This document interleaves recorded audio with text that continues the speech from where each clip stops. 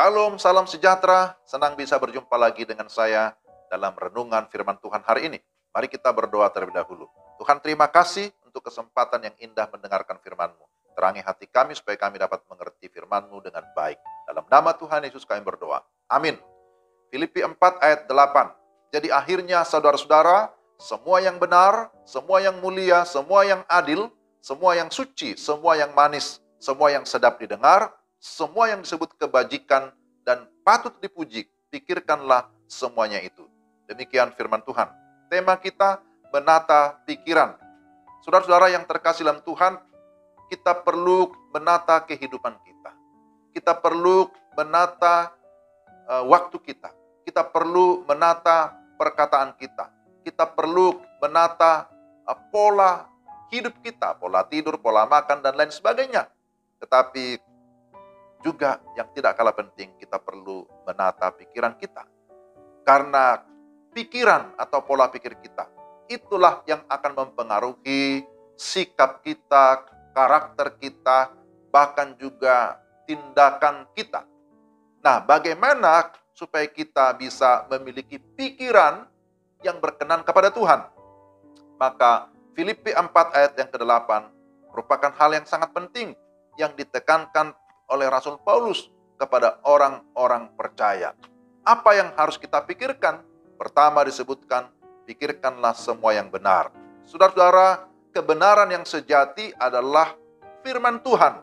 Maka mari kita terus memikirkan, mempelajari, menyelidiki firman Tuhan supaya kita mengetahui kebenaran yang sesungguhnya.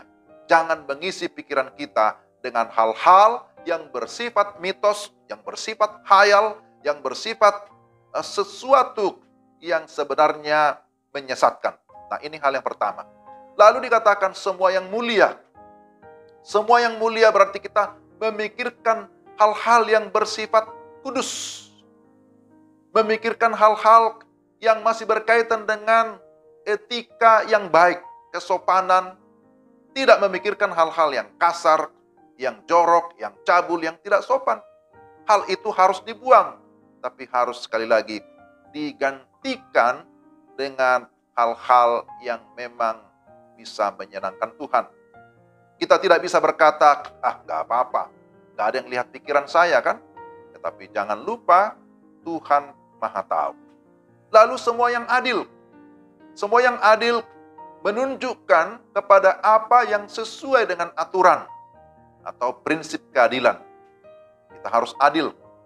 Bukan hanya dalam tindakan kita, tapi juga dalam pikiran kita. Bagaimana kita menimbang-nimbang satu perkara sebelum kita mengambil keputusan. Jadi, jangan memeras orang lain, jangan memperlakukan orang lain tidak adil. Itu kan sering kita ucapkan. Tetapi itu muncul dari pikiran kita. Semua yang suci atau semua yang murni. Artinya jangan kita menodai pikiran kita dengan hal-hal yang najis yang bertentangan dengan kesucian Allah. Lalu dikatakan semua yang manis. Artinya semua yang elok, semua yang bagus, semua yang menimbulkan kasih. Itulah yang harus kita pikirkan. Jangan lagi kita mengingat-ingat atau memikirkan kesalahan-kesalahan orang lain pada masa lalu. Karena itu bisa menimbulkan yang namanya kepahitan, menimbulkan kebencian. Jangan memikirkan bagaimana saya bisa membalas dendam kepada orang lain. Karena itu bukan pikiran Kristus. Tapi yang kita pikirkan adalah apa yang bisa menyenangkan. Lalu semua yang sedap didengar. Semua yang sedap didengar berarti hal-hal yang memang layak didengar, terutama oleh Allah. Jadi baik dari lidah dan bibir kita maupun dari hati atau pikiran kita, tidak boleh terlintas kata-kata yang tidak layak didengar oleh Allah. Jangan mencaci maki, sumpah serapah, mengutuki. Karena itu bukanlah sesuatu yang sedap didengar. Tapi lebih baik kita memperbanyak ucapan syukur, memperbanyak puji-pujian yang menyenangkan hati Tuhan. Lalu dikatakan, pikirkanlah semua yang disebut kebajikan. Kebajikan yang seperti apa? Kebajikan tentu yang excellent. Kebajikan yang bermutu tinggi. Mengisi pikiran dengan kebajikan berarti kita harus mau berpikir bagaimana supaya orang lain bisa diberkati melalui perbuatan saya, melalui tindakan saya. Kalau kita tidak memikirkan apa yang disebut kebajikan, maka kita akan kehilangan banyak kesempatan untuk bisa melakukan perbuatan-perbuatan baik atau perbuatan kasih. Jadi mari kita memikirkan bagaimana kita bisa menolong sesama kita, bagaimana kita bisa berbuat baik kepada pasangan kita, kepada anak-anak kita, kepada sahabat kita, atau kepada lingkungan di mana kita berada. Apa yang kita pikirkan lagi disebutkan di sini? Semua yang patut dipuji. Semua yang patut dipuji tidak berarti yang dimaksudkan di sini semua yang mendatangkan puji-pujian bagi saya, bagi kita, supaya kita dihormati, disanjung, bukan itu. Tetapi kita harus memikirkan bagaimana melakukan hal-hal yang bisa mendatangkan kesaksian yang baik bagi kekristenan, supaya nama Tuhan yang dimuliakan. Bagaimana bisa menghibur orang lain yang susah, bagaimana menolong orang miskin. Nah, itu contoh-contoh. Dan di bagian akhir-akhirnya Paulus berkata, pikirkanlah semuanya itu.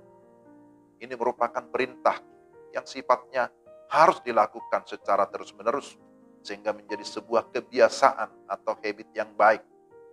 Kita diminta untuk terus menata pikiran kita, supaya kita memiliki pikiran-pikiran yang membangun, pikiran-pikiran yang positif, pikiran-pikiran yang berkenan kepada Tuhan, sehingga pada akhirnya kehidupan kita bisa jadi berkat dimanapun kita berada. Karena pikiran atau pola pikir itu akan mempengaruhi sikap kita ataupun tindakan kita. Kiranya firman Tuhan ini menolong kita. Mari kita berdoa. Tuhan, terima kasih.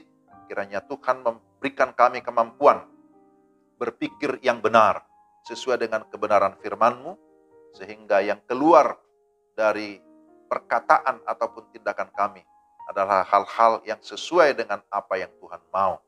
Terima kasih Tuhan, kami berdoa mengucap syukur dalam Kristus Yesus Tuhan kami. Amin. Sampai di sini renungan kita, Tuhan memberkati saudara-saudara sekalian. Salam.